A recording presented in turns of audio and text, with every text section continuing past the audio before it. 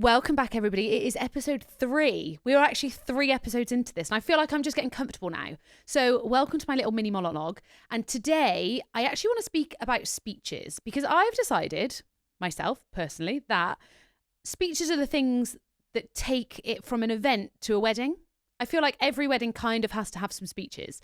So I've got a few ideas of how to help you figure out if you're going to do speeches before food or after food. So I've got pros and cons for both, and we're just going to work our way through it. So if you are thinking speeches first, the pros of having speeches first are if anybody is nervous, get them out of the way with. If they're going to sit there and pick at their food and then they're worried about what they're going to say, they're not going to eat anything, they're not going to enjoy themselves, they might drink a bit too much because they're nervous, get them done early. Get them over with so that everyone is just happy and they can just enjoy the rest of the time. The other pro for doing it first, I don't know if you saw my tip online the other day, but your decor looks tidy. That room for when you come in and do speeches is exactly how the tables are meant to look. The glassware is all straight and tidy. There's no ketchup stains on the side. Your flowers are all perfectly done. You guys still look great. There's no wine down the best man's shirt. So if aesthetic is really important to you, then I highly recommend doing speeches before food. However, the only real con for speeches first is that you can't eat yet. So if you've had no canapes or no food prior to your meal, I would argue that you might be getting guests that are getting a little bit hangry, and actually they're not then going to enjoy the speeches because they're just like, do you know what, feed me.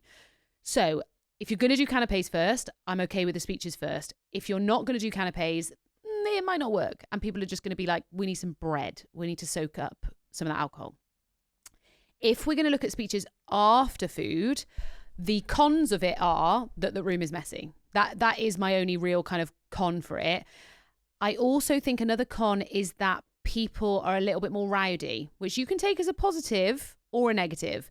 The negative side of it is people are just ready to kind of go and stretch their legs. They want to go back outside. They want to go sit in the sun. They want to get another beer. But if you've got a good best man speech, they are a little bit rowdier. They'll laugh a bit louder. They'll have a bit more fun. The other positives for after, I would say it's traditional. I think people would be expecting your speeches to be after food. So it definitely gives that vibe of if you're doing quite a proper wedding, I'm putting proper in those little speech marks, a proper wedding, doing speeches after does make sense. People have loosened up a little bit more. You've had some food. You've been able to chill out. It is also a great segue to your next thing, to be able to kick everybody out of that room. So at the end of the speeches, you would then say, or the best man or the MC or somebody would say, right, go and grab yourselves a cocktail. We're going to get out of this room and we're going to get it turned around ready for the evening. The only thing I'm going to tell you to not do, and don't you dare put speeches in between every course. Everyone will hate you. That's quite dramatic. But your photographer and videographer have to get up and reset everything up in between every single course. And I'm not caring about them. That's not me being like, oh no, they have to get up and set. It's just long. It takes a lot of effort to set up the cameras. It's not a quick 30-second job, start rolling. It's a set this up, move the thing, mic the people up, go and stand out the way, get the photographer, get the drinks poured, all of those things in between every single course. But also for your guests, the meal is the only bit where they can just sit down and just enjoy themselves. Like there's no formalities happening. There's no drama. They haven't got to go and speak to people. They might have gone to the toilet, then come back and you're midway through a speech. Like just let them enjoy the meal. Okay. So your options are before food or after food. And hopefully those little tips have helped you figure out which one is best for you. Because you know, it's your wedding. You do you, boo. I'm lifting the veil on wedding planning, making this journey together inspiring, supportive, and dare I say, fun. I'm your host, Georgie Mitchell, and this is The Secret Society of Brides.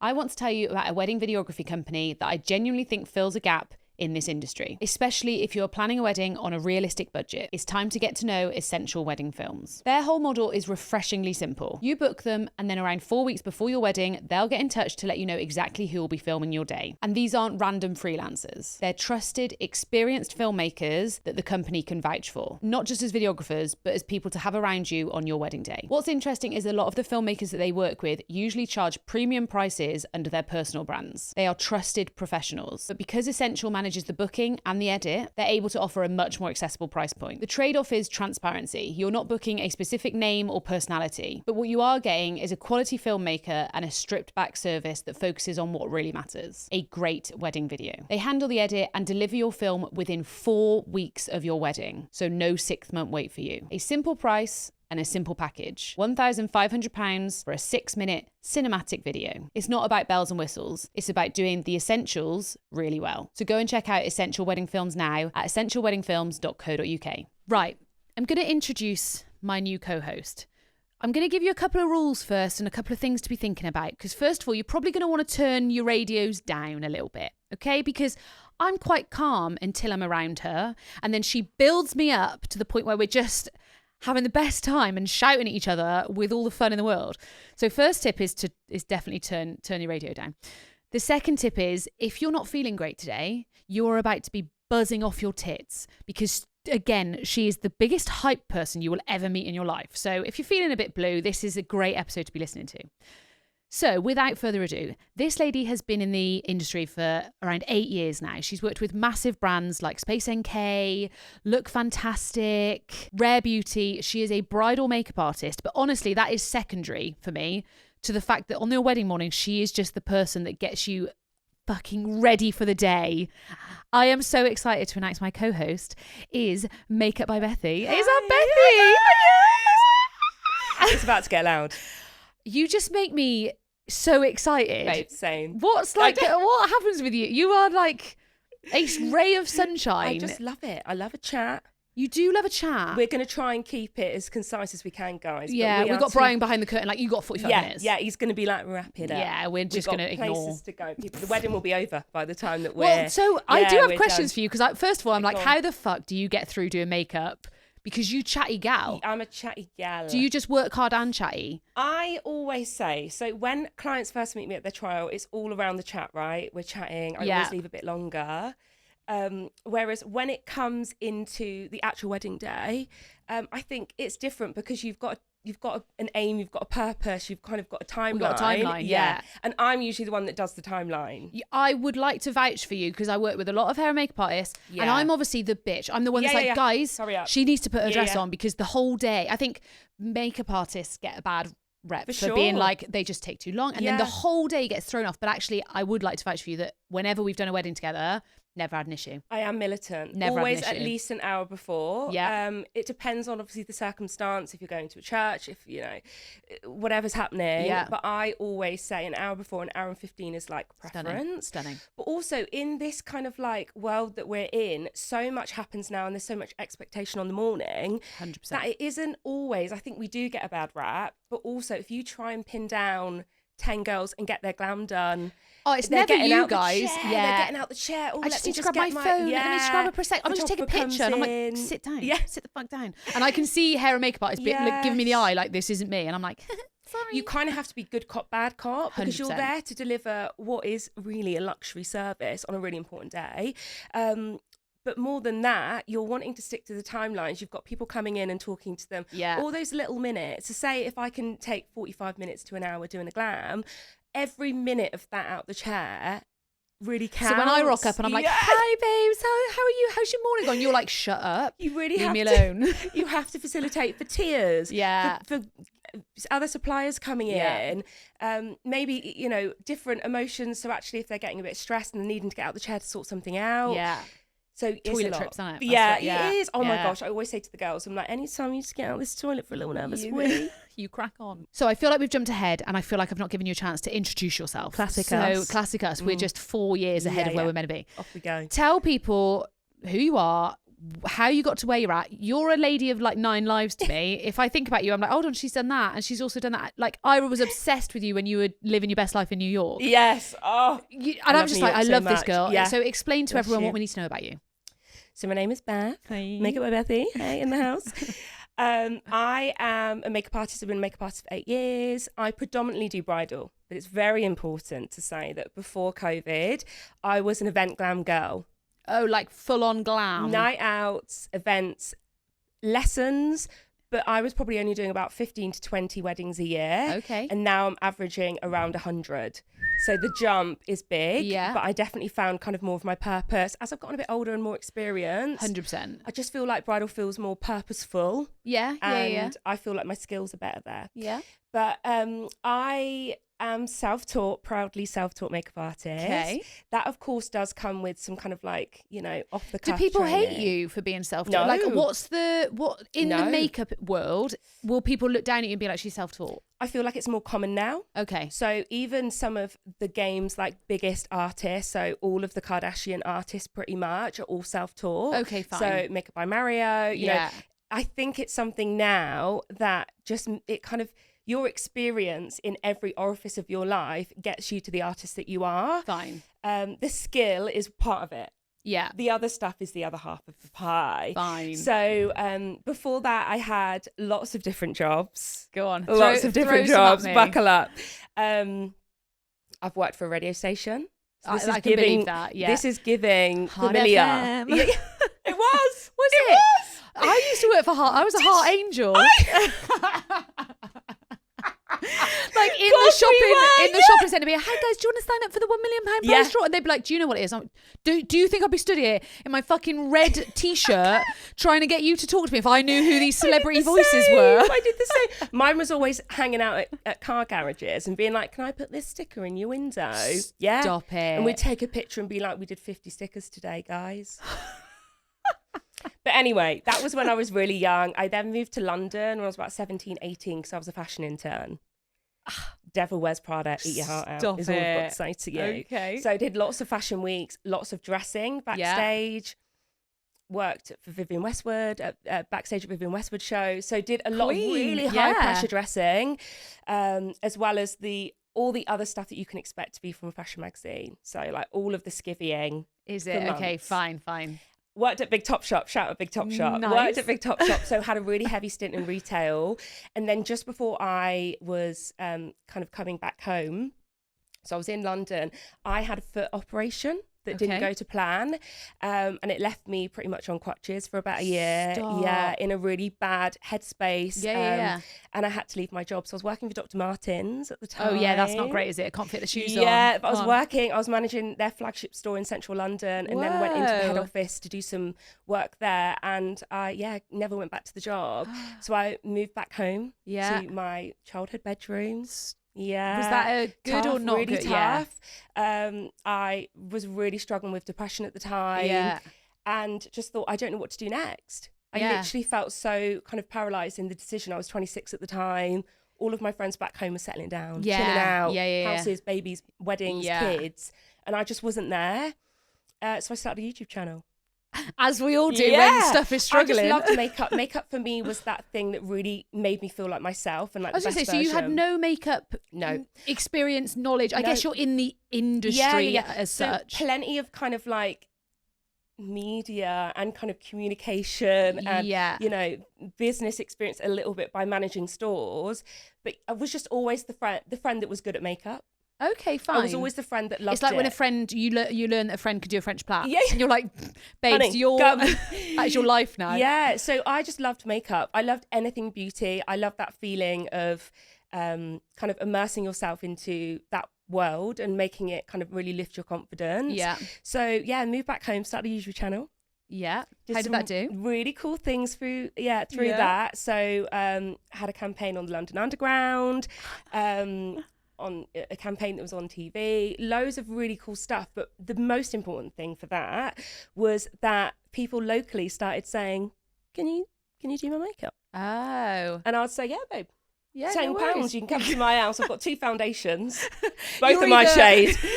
But you can come over. I can mix it with some white powder and like white powder. But yeah, come on, girl. For a tenner. Bargain. What a fucking bargain. It's not that kind of talcum place. powder, mix it with that. I've got a paste. I got my dream matte mousse from a few years ago. But literally, it was so grassroots and so organic.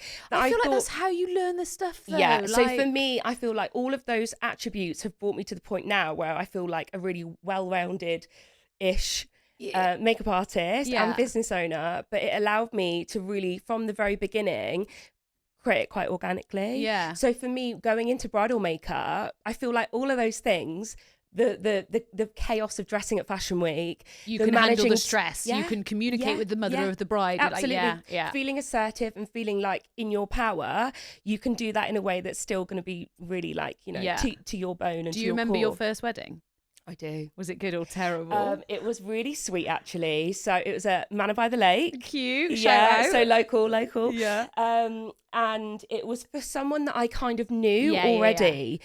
And I cannot remember how much I charged, but I don't think it was a lot. No, 100 quid. Yeah, if that. Including the travel, babe, if that. And went out. And actually, my sister's a hairdresser. Yeah. Hates Bridal, so don't hit her up. But she is a hairdresser, and she did the hair. So it was amazing. I remember so you had a nice bit of an in. It was really nice, and I remember at that point thinking, like, that fire was lit within me, thinking, I really like this. Yeah. And I did a part-time job for a while, just doing an admin job, which I hated and I wasn't very good at. Yeah. But I loved the place, but, you know, I just wasn't very good at it. Yeah.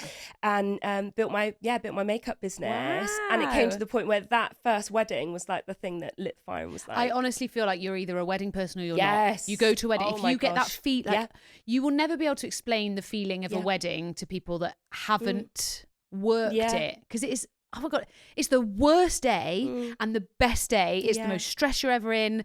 Like, suppliers can be difficult sometimes. And then you leave and you're like, I fucking love it. Take me back. I always say, when you're working a wedding, you are at the mercy of the universe, 100%. Right? Without sounding too whimsical. Yeah. You don't have a staff room. Yeah. You've got no private space. Friends that are there because you don't go in with people. There's no HR. Yeah. Can't complain about that photographer. Just saying.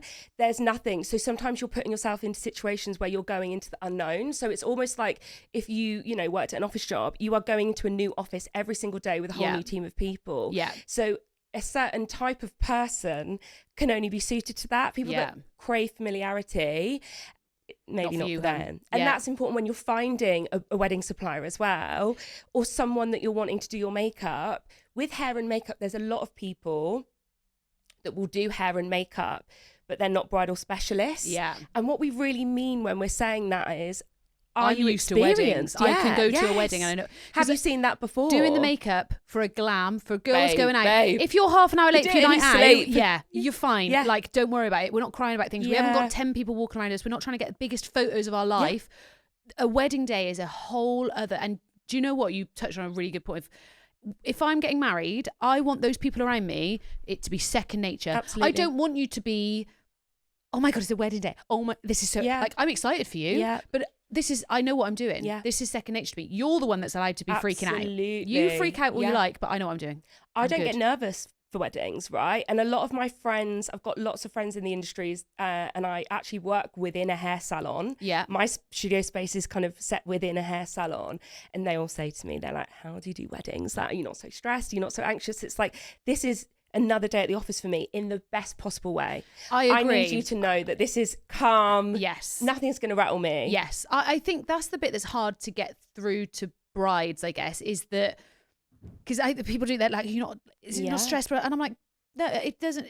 I don't know how to say it without sounding like a bitch. It doesn't mean anything to me in terms of I'm not worried for today because it's the biggest day of your life, and I'm going to make sure that I'm absolutely nailing what I'm doing. But hun, I do this 100 times a year. Absolutely. Like, I'm cool, I'm confident. Like, that is the biggest bit. So you would say, if you're, because I want this episode to kind of help people that are looking for a makeup artist on how to find the right people. So you would say that having bridal experience is the most important thing? I would say the most important thing is when you, let's be real, we're going on to Instagram for look for people now, aren't we? 100%. We're going on to socials to see the work, especially for a work that we do, which is very visual. Definitely. So I would say the biggest thing is, can you see yourself? Can you see yourself on the page? Can you see you? Are there other brides that have your skin tone, your complexion, the kind of glam that you want? Yes. That is the most important thing, I would say. So experience is pivotal. Yeah. But more than that is when you're looking at the portfolio of who you're booking, and I think this goes for every ilk of the wedding industry, the photos, the video, the glam, can you see yourself? But then I will throw a question back to you of, how did you get those people? Because you've got to get the first somehow. So I've seen you are a very good advocate of inclusivity and things like that. But How do you get it if you don't get it? Because the problem is we have conversations before of people being like, well, yeah, I'm going to do a styled shoot and I'm going to get a same-sex couple, but I have to pay them to come and do it. And then people are like, well, it doesn't count then. And we're like, but how do you do that? Them. How do you do paying people the money? Yeah, absolutely. Come and do the thing. But sometimes they get people to pretend they're a same-sex couple, Yes. which I get why. Like, why have you got to use a fake? But how do you get different ethnicities if you don't have examples of that ethnicity? It's a very friends and pay them. Honestly, I am always like, people will come when they see, and no one's going to book you if inclusivity is something that's really important to you, as it is for me. Nobody's going to come if they can't see themselves, and that goes for everything. And of course, we cannot control everything and everyone that sits in our chair. Yeah. So I might have a stint where in September I've got loads of blonde brides. Yeah. So I will make a conscious effort, and that's just more of a personal thing, being a bit of a control freak on the gram, but making sure that the grid looks like people land on there and say, okay, I can see myself. So I would say the biggest thing for that is, can you see yourself, or do you like what the aesthetic is? Because I find that hard when I'm recommending suppliers to people, because they'll look at a picture that's on your grid and they'll be like, yeah, but I don't want winged eyeliner like that. I'm like, but that bride did. And she asked, so actually the makeup is exactly what they've asked for. So how do you, I'm a bride, I'm looking online. When you say, can I see me? Do you mean, for me, blonde haired, brown eyed, olivey, I don't have olive skin. Tall, dark and handsome. Real skinny, beautiful, stunning. Kind of, yes. But also more than that is the glam representing what you want. Yeah. So you said about the winged liner, but actually, if you're wanting someone that's going to do a really full strip lash and a smoky eye, and you want a lot of makeup on, then if you're booking a natural makeup artist for that, it's just not going to correlate. Yeah. But it's also really coming down to, I would say, the kind of vibe as well of the person. Are you going to get on with them? Yeah. It's such a parasocial world now that you can have a really good insight to people. And you're I don't mean you, makeup artists are intimate. Like, you are in my face for the whole morning. Who are inside? Up close and personal. I have had a bride be sick in my hands before. Stop it. Swear to God, yeah. Swear to God. Yeah. During touch-up time. She in a dress? Yeah. Didn't get over the dress though, did it? Got over me, but not the dress. Yeah. Bless her. Please, sir. Yeah. Please, no, I don't want any more. Yeah, but I think for us, it's like we're first on the scene. People don't give you... so I think the problem is there's a bit of a divide between hair and makeup and us other suppliers. Yeah. I'm putting it in little... Sometimes we're forgotten out of people's books. There's only so many pages I can write. Bethy did my makeup at my book launch. She was like, where's your makeup page, babe? And I was like, but also, what gives me the right to talk about makeup? You'd be reading it going, no, babe. I'll help you co-write that one. I'll ghostwrite it for you, babe, next time. I think we're first on the scene, right? We're at the wedding day. In my eyes, we go to the wedding day. Yeah, of course. But you are the people that set the mood. You are the ones that are there first. Yep. You've got to deal with whatever problems have happened in the morning, and you don't get enough credit for that. And there is a bit of a divide between the two. And we feel it. Yeah. It's not just like an outside thing, but for us, like, I am maybe too much protective over my brides. Yes. I'm like mama bear with my brides. So the chances are that they've come to the trial. Yeah. You spent a couple of hours with them. I did a trial at the weekend where her gorgeous mum and her sister came. So I was with those girls for nearly 6 hours. Jeez, yeah. We're locked in, right? We have talking about everything. We've family you made drama. Me forget that as well, because obviously sometimes a photographer turns up, but I'll turn up. We've only done a Zoom call. Yeah. So I feel really linked to the bride, and I feel really protective. Yeah, actually. Well, you know more about them now than actually a family time. Family dynamics. If there's a bit of strain, something that maybe they're going to feel really nervous about. Seeing their dad, but also what their insecurities are with their body. So you know all of this, and then I can starting to like. Yeah, this the penny's dropping. The penny's dropping. Because I'm also thinking a photographer turns up, starts taking photos, and you're like, hold on, I haven't covered that spot that she really doesn't like, or it could just be that they've said to you. I know I'm going to cry. I know I'm going to cry, so I just need you to look out for that. But if you look at the glam, obviously it's their face and their hair. And obviously, I think in an ideal world, photographers would look at that and be like, you've done their hair and their makeup. You're done. See you later. Like, leave us now. Yeah. But actually, they've paid quite a bit of money to have that glam, and it's their face. It's what everyone's going to see and what's going to be presented as. I would like to make a statement here on I'm going to make so much more effort with hair and makeup in the mornings now. guys. I am, because We've cracked her. It's in it. We've cracked her. I mean, it's not like I told you I was a bitch. Fuck you, Yeah, off you go, see you yeah. later. But that's a totally fair. I don't make enough effort because I want to really- see my bride, and they're the one paying me. So from our point of view, I don't care if you like me or not, but the bride needs to be happy. But now, actually, you're totally right. I'm going to be a bit more like, morning, how are you? Because you don't even get a good morning sometimes. And also for us, you know, we are stuck in that room in the nicest way possible. Yeah. But for other suppliers, they have this kind of like ease where they could kind of nip down to their dip car out, and get a dip drink. outside, back They can in. go to the toilet. We are arguably under the spotlight for 6 or 7 hours, stood in the same spot. So when everyone arrives, they're coming into our space that we've curated for And that now they're morning. trying to so make we're feeling it quite protective over it. So yeah, I don't think it's necessarily that thing of, but also we're paid to do the glam, right? And if you're getting a shot where you're doing your shoes up and it's all gorgeous and your fringe is separating, and I know you've said to me to look out for that. I know you're gonna hate it. I'm gonna interrupt. I know every corner of how you want to be photographed because we've discussed it and what's important to you. Double chins, under eyes creasing, you know, lippy coming off, brows being fluffed up, those little things that do tend to just knock off quite easily sometimes. Wow. Yeah. Wow. So I'm protective, and I think that I speak for a lot of the beauty industry where we say that, where it's so much more than makeup. Because I guess sometimes it comes across as I don't know how, I guess protective, and then the other suppliers are like, well, I'm also trying to do my job, you're trying to do your job. Get it. It's always like, the bit that is the biggest argument within the industry. I know what you're gonna say, mate. I'm scared. You should be scared. We're ready, the dress is going on, the registrars are outside the door.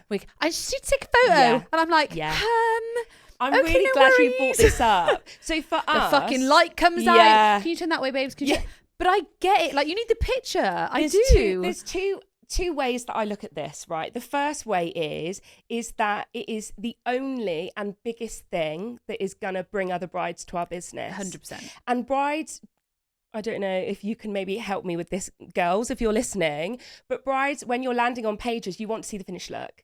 I don't want to see the glam in your robe. So that's the first thing. So and also, I don't want a photographer photo of it. Right. They so don't this hit is going to be the second one. So photographers, hey, we love you. We love you down, but the edits kill the glam. I'm going to say it here, okay? The edits, no matter how you do it, the black and white, I can't see nothing. So the photo is beautiful. The actual photo is gorgeous. Wall, because I agree. I'm not putting Auntie the picture. Joanne's going to be chuffed for Christmas. The picture you put on your grid, don't put that on my wall. No. I don't want that on my wall, but it shows my makeup. I would say 9 times out of 10, the photos that I get back, if I'm posting them and using them, which I'm always really grateful for, it's the vibe. It's maybe me showing her the mirror. It's never the glam, because the lipstick now looks coral, but it was pillow talk. Yeah. It's completely different. So that's the other thing. And the third thing, which is going to be maybe even more controversial than that, is my girls wait and want to be on the gram. These are great points. It's a big thing. It's a really big thing. So I have people often, so if I do 100 weddings a year, if I've got your knickers in the corner and the photographers, you know, like in the corner, there's loads of stuff in the background, it's just not going to make the gram, because I'm picky about what I put out there. Rightfully. But then I feel gutted because I love the makeup, but I felt rushed to get that picture. But then I will have a message to be like, and then it goes back to that thing of, because to me, I'm thinking, well, if I say this with love, go on. If you were quicker with your makeup, or if you did and this isn't you, but there's some makeup artists, the timings are wrong. The timings that you've given them are wrong. That's not enough time to do this. You know they're going to go to the toilet. You know they're going to be nervous. You know they're talking to the mum. So maybe we should just be allowing more time. Yeah. But I totally see it from both sides. Totally get why you want to get the pictures. But if we're running behind, that's the bit that... I totally get it. And I think actually the person that gets let down a little bit there isn't me, it is the bride, because 100%. They're the ones that really look forward to seeing themselves on the ground. And I know that sounds crazy, but it's the truth. And I know that so many of you that are listening, girls, can probably attest to this, that if you're spending a lot of money on your glam and you've agonized over for weeks, you've created a really strong bond with that makeup artist. But also they've started to follow you. They're watching your stuff. They want to be involved. Why am I not there? And it's nothing. And then is it me? Is it me that you don't want on your grid? Let me tell you this, girls. There is not one glam I've ever done and I've not uploaded because I think, gosh, she's not fit. Never. Yeah. It's the work that I do. I think it looks great. And I think you look gorgeous no matter what. But actually, if we've been rushed, and I hate that. I hate that that's the world that we live in. But also, I understand that that is important. So for me, there's been so many times throughout the year where my timings have been 2:00. But obviously, the bride is never done last, right? We'll touch on this maybe in a second. But please do. I would do it. So if I did 5 of you, I would do 3 people, then the bride, and then 1 person. Or I would do 2 people, then the bride and 2 people. So the bride is never last. So with me, she's done usually at 10:30, 11. Yeah. So whether it's a 12 or 1 or 2 o'clock ceremony, she's done. But then it's what happens after that, I have no control over. Yeah. And often there's only so many times you can say, babe, put your dress on. Put that dress on. Yeah. So that's the only thing that's tricky. So our timings, the bride is never done last, even with a slow makeup artist. What do you do? So I've said this before, and I've made a good point of saying bride should never be last because the timing, like if you're, if the fire alarm goes off, if everything overruns, but also there's 2 folds to this. If everything runs over, I don't want to be the last person that you're now rushing. But also my photographers come earlier, and now my photos, I've got no makeup on, and I don't look how I want to be looking. They should never be last. But I've had people message me and say, I agree, but my makeup artist is telling me I have to be last. I think then that's going to be a conversation for you in the MUA to figure out. But I think the only time that would happen is if on the morning, quite often in our industry, we're working with colleagues, right? People that we know. So it's quite nice actually if you and the hair have a bit of like a bond already. That's another tip, not essential. Yeah. But it's really nice to find kind of pairings where that they've worked together before. Yeah. It's finding one and asking for recommendations of the other. Yeah. Let us figure out the timings. But I would say there's a few times a year where I will do the bride last. And sometimes it's because maybe she's had a Hollywood wave. The wave's taken a bit longer. Fine, babe. That's fine. Because I know in my contingency, we've still got time. Yeah. But if you're being last, you are inevitably going to feel rushed. Definitely. So even if, if your bridesmaid is last and for whatever reason, the bloody fire alarm's gone off, whatever, your photographer's popped in, they want to do, you opening a gift now in the corner for 10 minutes and I've just done your lashes. Yeah. Crying those off, hun. Yeah. I'm like stood there with me lash glue, like, let me back in. Look up and breathe through your nose. Yeah. I'm there fanning her, like nothing to see here. But if that does happen, I just think if your bridesmaid is last and say, God forbid, you're still doing her makeup an hour before, you're just finishing off, then everyone else can get into their dresses. Yeah. And I will always be happy to say, like, girlies, get into your dress. We're just finishing off. Yeah.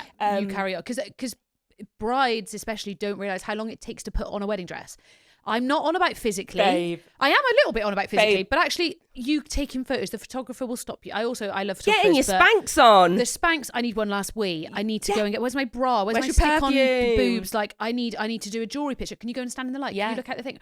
It's not just about physically putting on a dress. There's a lot of effort. So I agree. If you can be finishing off a bridesmaid, crack on. I think actually if you have a makeup artist that is quite relaxed with timings, that's okay as well. You can trust them.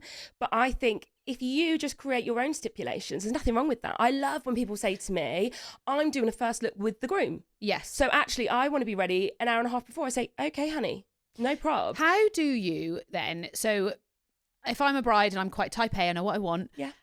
How do I make sure I'm booking the right person? Because there are makeup artists that aren't like you and go, yeah, cool. They're like, no, these are the timings.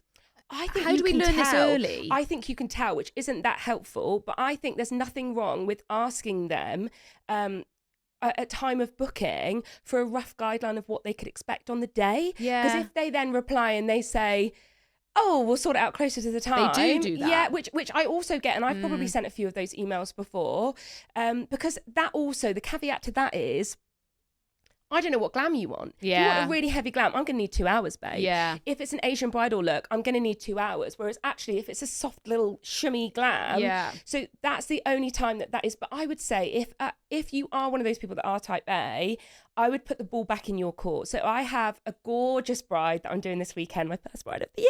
Yay! I'm so excited to get stuck into it. But I have her and she has sent me over a pack. Love it. She is telling me where everyone's going. Cool. And I also don't mind that. Yeah. So I think as long as one of us is taking the lead. Absolutely. So you'll also get the other brides that are like, don't know what I'm doing, don't know where I'm going. And one of you has to step up to the mark. You can't both be in La La Land thinking, will get done, because that's where it puts pressure on the wedding day, and it puts pressure on then the other suppliers. So I think professionalism has to be at its core. Yeah. But most of the girls in the Cotswold kind of space that I navigate the most, we're all kind of in the same boat. It's really rare. The only time that I might work with somebody, another hair person, where the timings maybe aren't, top priority is a hairdresser that doesn't do bridal. Yeah, and I think there's got to be a bit of grace for that. It's fine.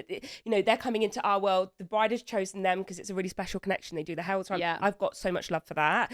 So you just have to take a bit of control. Yeah, fine. How do you feel? Because you are a control freak. I am. How do you feel about somebody giving you a spreadsheet then? Fine. Yeah, I don't mind it. I get why. How do you feel? I'm actually genuinely okay with it, because I will pick out the bits that I need from it. I don't need that whole spreadsheet. Yeah. In fact, I sell it's on the website, guys. Here's a little plug. I sell the spreadsheet that people will use to do it.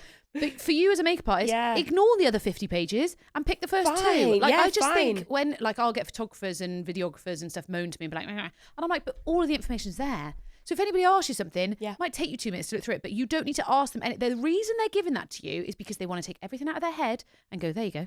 Most of the times, brides, it's okay to really get a grip of and handle of your own stuff. Yeah. Like, don't feel that. But then also the caveat to that is that lean on your suppliers if you need them. 1,000,000%. You're paying them not just to do that service. Lean on them. I always say to my brides, especially after the trial, if you need anything crops up and you're going to need a hand, maybe you're content creators can't do it anymore and you need a recommendation, whatever it is, lean on your suppliers. But also, if you are a type A bride, sit in that, and that is okay. Sit in that feeling. I hate when people, I start my Zoom call with them and they'll go, I'm type A, and I was like, why are you saying that's a bad thing? Why are you saying, like, you're either a type A or a type C? That's fine, like, whatever. I don't mind. A type D. I'm a bit of all of it. You're a bit AB. You're a bit ADHD. It's a slight ADHD. So I think there is nothing wrong with that. No, I agree. Right, I've got so many questions for you. I don't even know where to start. Right. What do you think that brides worry about most when it comes to their makeup, and are they worrying about the right things?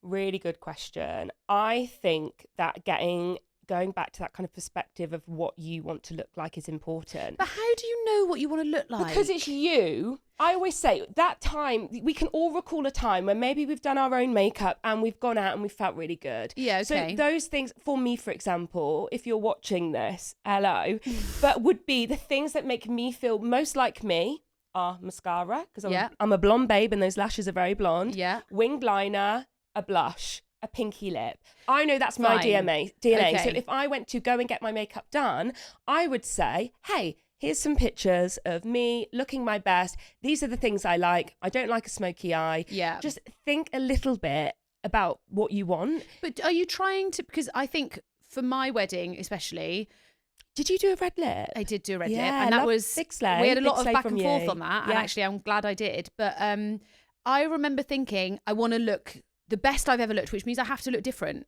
And not because I don't like what I look like, but as in, this is my wedding makeup. It can't be like my normal everyday makeup, but actually maybe it is. It's elevated, isn't it? Yeah. So already you're going to be in a big white dress, ivory, could be another colour, I don't know. Could be black, yeah. I did do a black wedding dress last year and it was major slay. Yeah. But I think that don't shy away from those things. The amount of times people will come in and sit in my chair at a trial and throw out all these pictures. One's got a smoky eye, one's got a wing liner, they're all kind of like juxtaposition. It's like they're all. The problem is they're just looking and those girls look pretty. Babes. And this also takes us a little bit into the whole AI world. Just talk about it. You can talk about it. Let's just, because guys, the I'm not okay. I'm going to lose my job. I'm claustrophobic, Darren. Yeah. No, I say the whole AI thing, and I feel like I speak for everybody in the industry. AI is terrifying. Yeah. It's not going to steal my job. Yes. Because it just physically can't, right? Unless you want to turn up to your wedding with no makeup on and put it on post-edit, because that's a bit weird.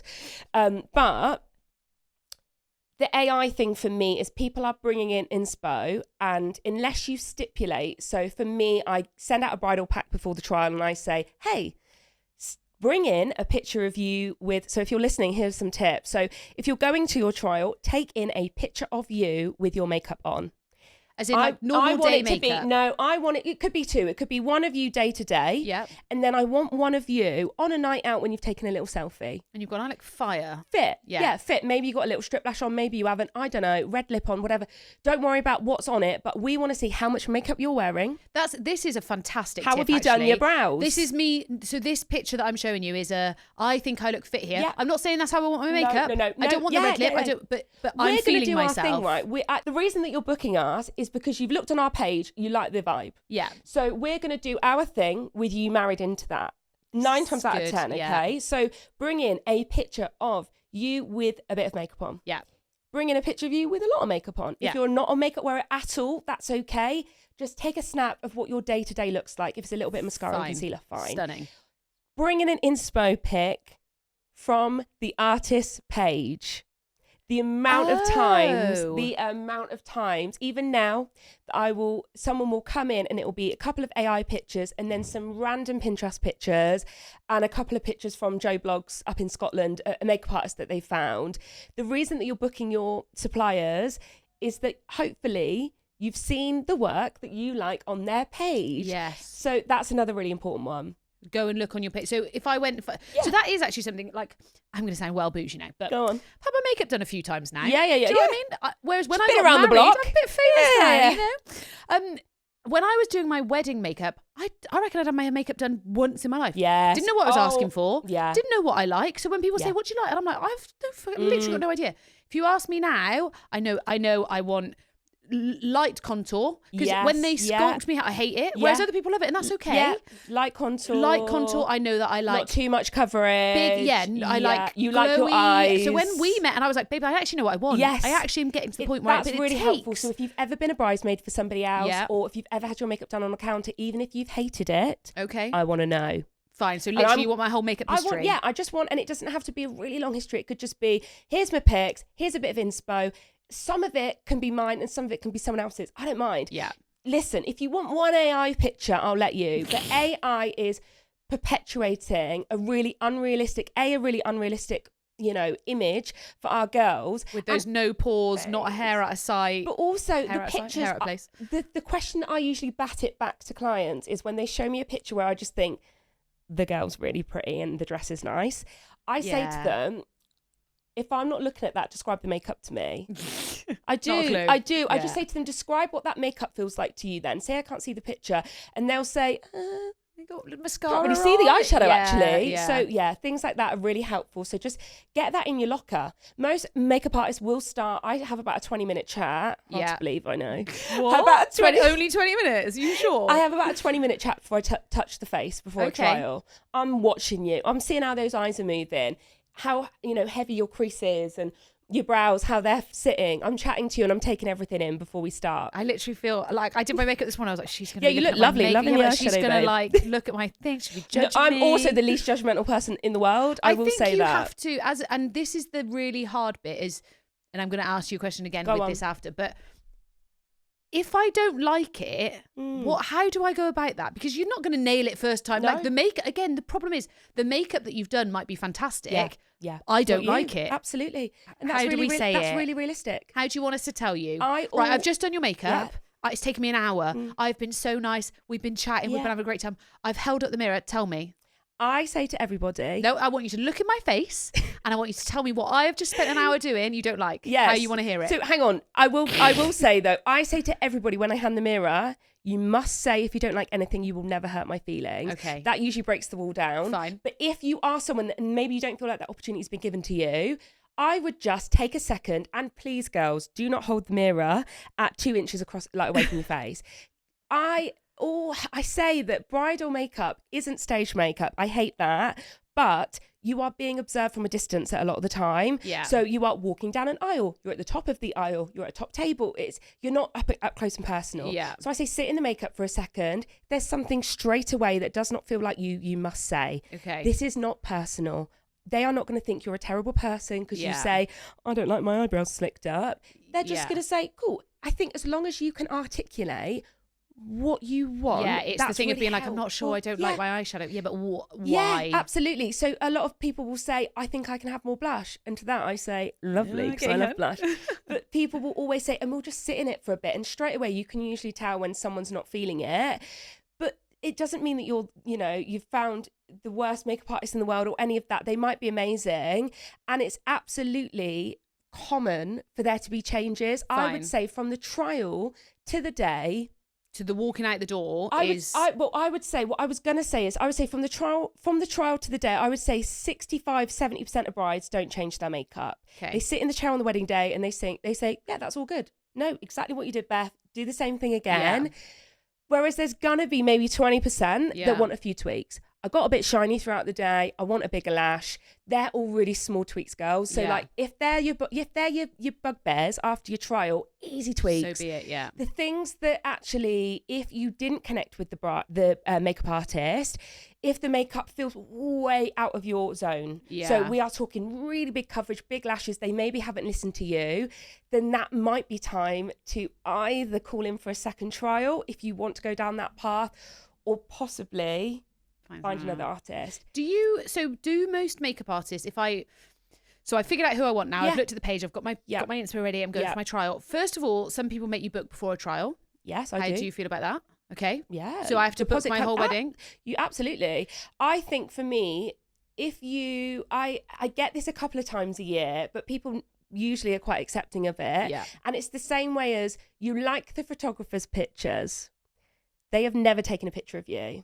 And they've never taken a picture of your family, but you are going to pay them quite a bit of money. That's honestly, your things back to me are slaying. Right. They're working. So they're going to be handing over a bit of cash for that. You're putting into their trust because you like the aesthetic of the person. Yeah. You like the vibe. The service looks good. The reviews look good. The combination feels like a bit of you. Yeah. The same is for makeup. So I would take a deposit. It's not usually a massive deposit. Yeah. I take £100. That's often the common space I feel like you can expect to pay.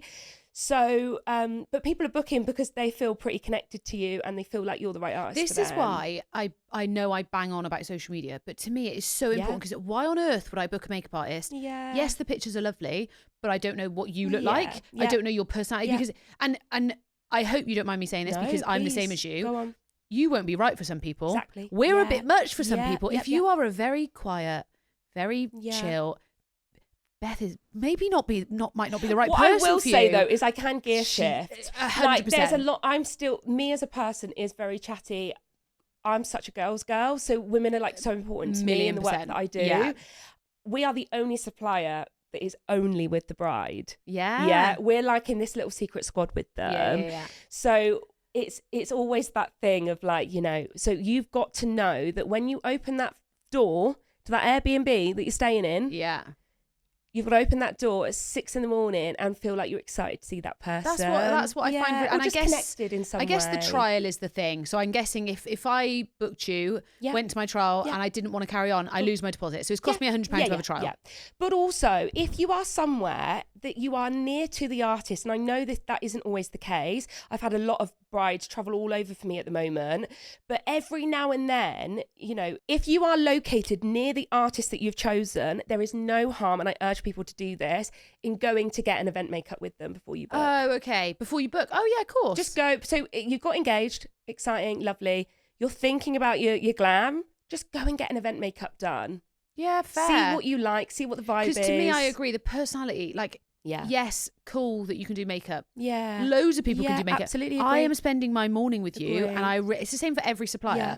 I need to know that you're a decent human being. When you're in my face, when you are up in my grill, I need to make sure that we're going to get on as people. So, But also that expectation of like, we're not talking that you're not going to these trials and expecting to be best friends. I also don't want to lay that on, and people think I didn't love her. I didn't.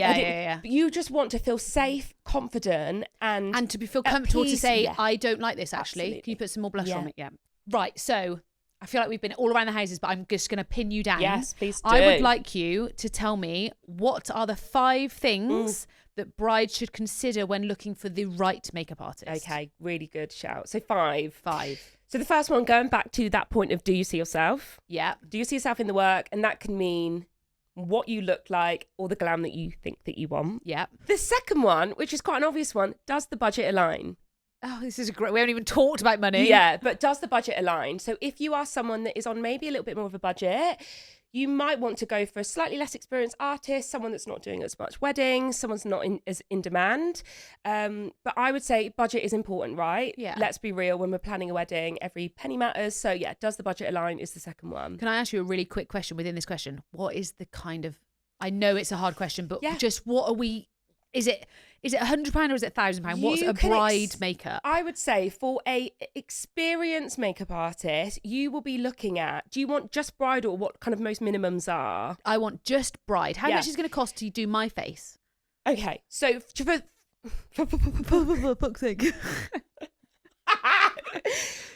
so for just bridal, do you want me to tell you what I charge? If you're happy to. Okay, so for just bridal, I charge $270. That's not expensive, yeah, though. so that's just for the bride, but I would have a minimum of $490. I was going to say, you wouldn't come out for just $270. Unless, look, girls, if it's a Tuesday and you're getting married relatively close to time, I am always happy to swing that a little bit. So most times you would be looking anywhere, I would say, between $150 and £500 for just the bride. It's really big. It is a and most people's prices will go up. So that's my price at the moment for 26 and 27. Yeah. The end of this year, it will go up again. Yeah. So, and it depends where you are. So in our space, it tends to be kind of around the £200 to £300 mark. If you go across a couple of things to kind of Hampshire, you could be looking at $450. And you go to London. Then that's a whole different kettle of fish. That could be £1,000. Yeah. But yeah, I think But around, then, there's minimum of, but you also need 3 other people. And then they're like, well, I've only got 2 bridesmaids. Got to get my money. But why, I get it. Why would you go out on a peak Saturday in June for £270? You have to be sensible. And, so I would say most minimums would be around £300 to £400. Okay. Mine's $490. Fine. So that's my minimum kind of fee. Yeah. And that would usually get you makeup for yourself and 3 others or 2 others. Fine. So there's quite a lot being covered by that. So a £500 budget is a decent budget. Yeah, lovely budget. Fine. Sorry. Carry on. We're on number 3, please. We hope you're enjoying this 10-hour podcast. Welcome to our TED Talk. Yeah. Tip number 3 goes back to that parasocial. Are we connecting? Are they a bit of you? Fair. Are they your type of person? Yeah. If you're someone that wants a really quiet luxury, not much chat, you've got your girls for that, you want someone that's just going to come, do that, get you ready. Slip into the background. Yeah. If you want someone that's going to wipe your bum for you and get you into your dress, do whatever, like nothing, you have to, it depends how much you need to lean on your supplier. You've got to understand which one you are. There is no shame in being either of those two things. There's no shame in saying, do you know what, I don't want to speak to my makeup artist. Yeah. I just want to, as a person what you're like. Yeah. This is the biggest morning of your life. If that's not you, then don't pretend to be something you're not just because you feel other people are. So that's a great tip. Figure out your type of person. And I would like to think you would do that with all of your suppliers anyway. I hope so. If you're a nice kind of quite confident and chatty person, you might want that to match you on the morning. This kind of goes into tip 1. All right, but can I have it? You can have it. Do what you want. Do you like their work? So the first tip was, can you see yourself in their work? But this tip really goes around, do you like their work? So when you're on their page, are you feeling inspired? You're feeling like this is the kind of look that I want. It sounds so simple, but so important. That is fair, because actually, you might do loads of brides that look exactly like me, but they're not. That's not what I want my makeup to look like. Yeah, exactly. So if you're a really full glam babe and you're seeing a lot of individual lash placements, soft kind of like glowing glam, that's probably not going to be the artist for you, and that is okay. There will be one for you. Yeah. So that's really important. Yeah. And tip 5 kind of goes into connections into the industry. So reviews, are they working with lots of other suppliers? Are you feeling that they are a professional, experienced artist? And by that, you can lie. You can make things look, but a review is a review and you can't. But are there real brides on their page is another one. So, if someone's got a lot of models on the page, and by that usually it's like styled shoot. Yeah, exactly that. Really, if that's important to you as well, connections, reviews, kind words, real substance of work, I would say is a really key one as well. I could go on and on, but they're the 5 they're ones the biggies. for me. I appreciate it. Thank you. Okay, I want to get juicy now. Oh, I just got one last question. That's not true. I got one question and then I got loads of quick fire questions. She says that. We'll be here so for another much. 10 minutes. So much. Right. Quickish. What is the worst thing that's ever happened at a wedding that you've been at? Because we all love these stories. There's some juicy ones. Also, I'm like a locked vault when it comes to the really bad stuff. Why? I just am. I'm so like, yeah. I'm a You know girl's when you're girl, like, gotta keep a secret. one of the things that is probably the funniest, maybe not the worst, but I did a wedding about 5 years ago. Bride and groom getting ready together. An absolute vibe. Cute. Can I just say? Yeah. I was doing one of the bridesmaids' makeup, and she said to me, she was like, could you just have a look at my boyfriend's brows? And I said, babes, what's happened to the brow? He sits in my chair, one eyebrow shaved off from a stag do. Stop Swear to God. There I am. He's a big bloke, right? So he's got all this, like, he's got like boy brows. You know, like they're not like, so they're not really laminated, trying to do nice the brush strokes. Yeah, one eyebrow gone, mate. See you later. Off, nowhere to be seen. One whole brow. It wasn't from that stag do. It was from like another one, but it was a week before. So there I was on the wedding morning, literally penciling There ain't an eyebrow pencil for that. There ain't nothing that's going to create that fluff. I would have done a bit of prick stick and blown. I would have cut a bit of the a tips hope of and my a prayer. hair. But I wouldn't say that's necessarily the worst. I want worse. But that is pretty bad. I've also had a really hungover bride before. This is a big warning, girls.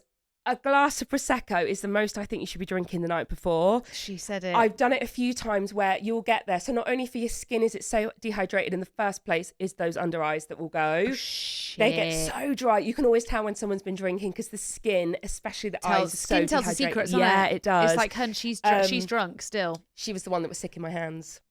Makes sense. She was so hungover. Bless her. So hungover. And the whole morning, she was so like vibey and chatty at the trial. So I was really excited to go and get her ready. I just knew it was going to be a vibe. And it was rough.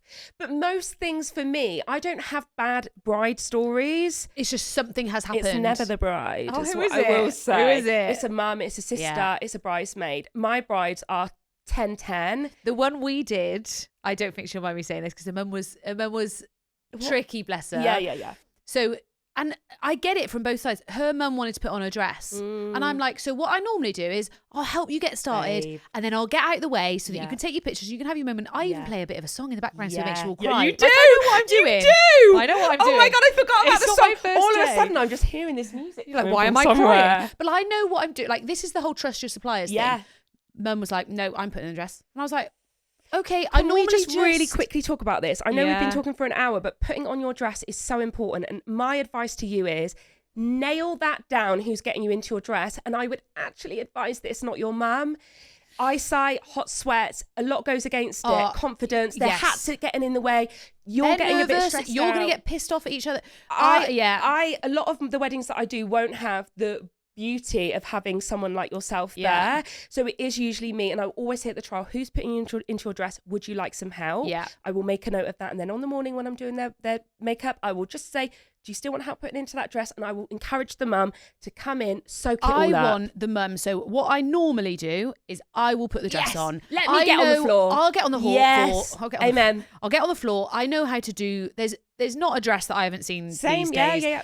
I can do the bust, all of that stuff. And then what I do is I get out of the way, leave a couple of buns. Mum, you have a fiddle. If you can't do anything, keep smiling. No, this is what we're doing. That honestly, girls, that is, if I could say one thing to you, which is so overlooked, people really go, and 9 times out of 10, the mum's seen the dress, but she never put you in it. No. So, and she's watched the lady do it, but stressful. And poor mum as well, trying to be like, fuck, I don't remember how to do this. A lot of women, like if they're the mother of the bride, let's be real, they're going to be between the ages of 40 to 80, maybe. You know, depending. They're nervous. But this mum wanted to do it, and it was. I was like, yeah, no worries, let me step out of the way. You have to pick your battles. And they had a bit of an argument then because she was like, you're not doing it right. You know, I had to bring my crochet hook in, and I was just like, there's a reason we do. I know the moment you're trying to have, and I can help facilitate that moment, but you got to trust me. Ping. You got to trust me to do it. Agree with that. Right, I've got quickfire questions for you now. And I'm going to make eye contact with you when I say it's quickfire. Okay. Just the answer. No story, no. She's met her match today, guys. Full glam or soft glam? Soft glam, always. Lashes or no lashes? Lashes. Dewy or matte? Can I have something in the middle? No. What did I just say to you?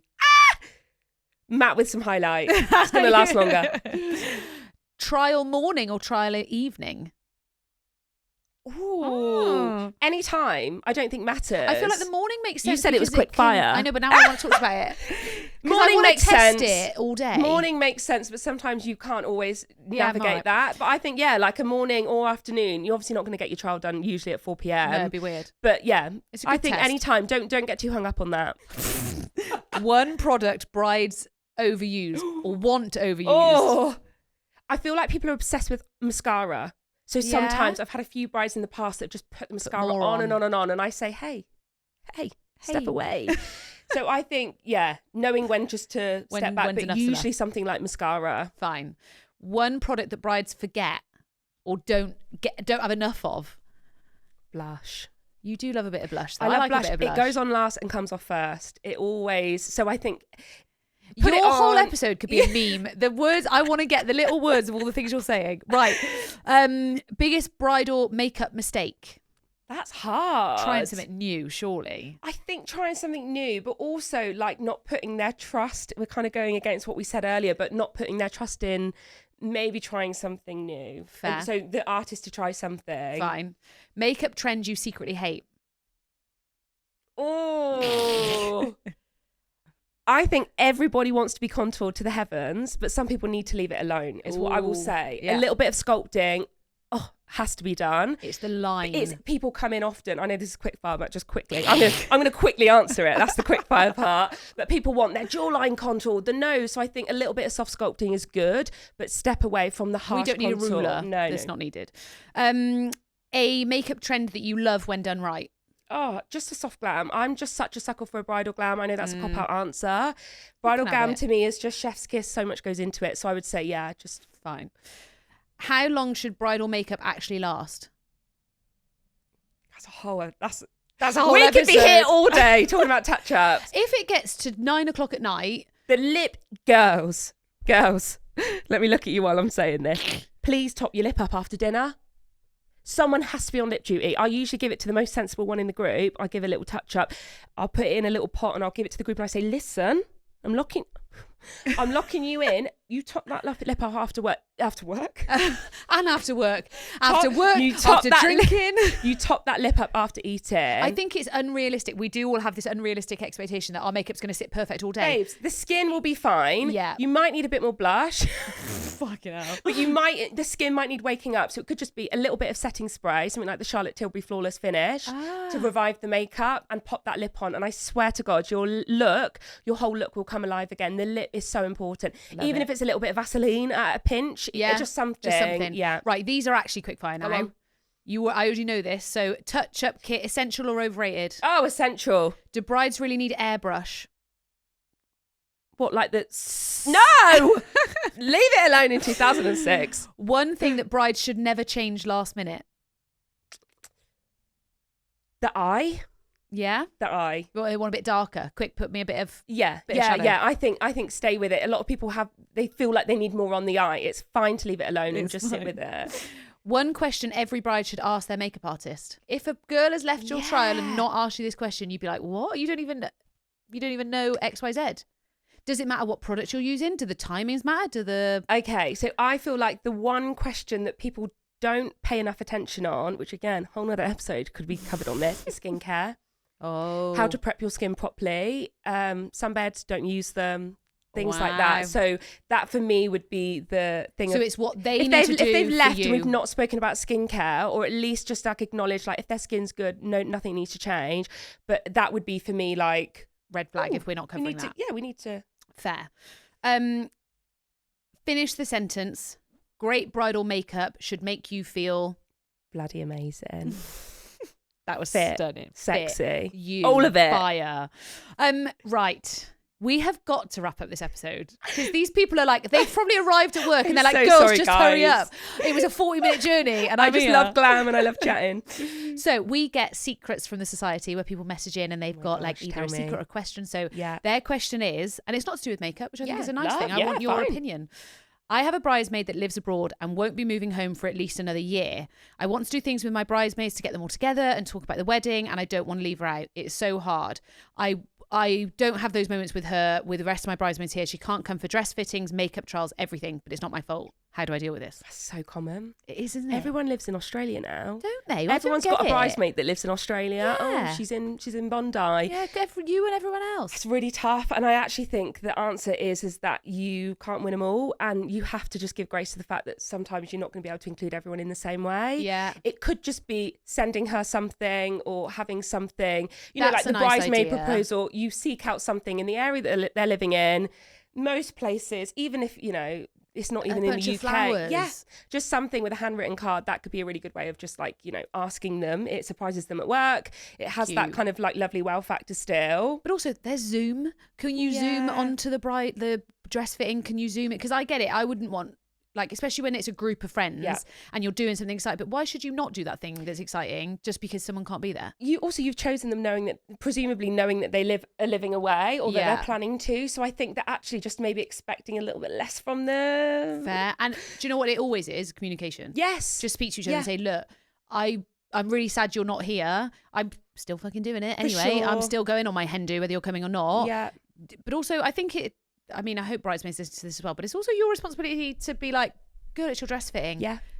I've sent you a fruit basket because I know you want to feel fresh for this dress measurements, whatever. Yeah, but it is communication and also compassion. But I think most brides can probably attest to sometimes they'll choose their bridesmaids and then things change. So it's just, giving yourself a little bit of space for that as well, and knowing that I think every bridesmaid has a different role, and their role could just be the slightly absent one that is going to bring it on the day. Yeah, agreed. We've got to wrap up this episode. This was so much fun. I've loved it. Will you have me back? I'm literally just thinking, do you know what? The whole point of this podcast is that you're not a guest, you're a co-host. Love that. You're hosting this with me. What in the Graham Norton's going on? Literally. We're red chairing it next time, so hold tight. So I would love if you came on next episode, and I just want to go into even more stuff. Yes, not even just makeup. Just will you have me back? I would like you back next week. Please. Yeah. So guys, can you just tell everyone where they can find you so that they can come and see all your stuff and they can follow? Yeah, I'm MakeupbyBethy. That was easy. Everywhere. Isn't that easy? Yeah. MakeupbyBethy. Come Is your YouTube still there? No, and the YouTube isn't called that, so don't try and find it. We're going to find it. We'll tag it on the stories. Go see, go subscribe. Don't do me dirty. Right, we will see you next week, guys. Thanks so much, guys. Bye.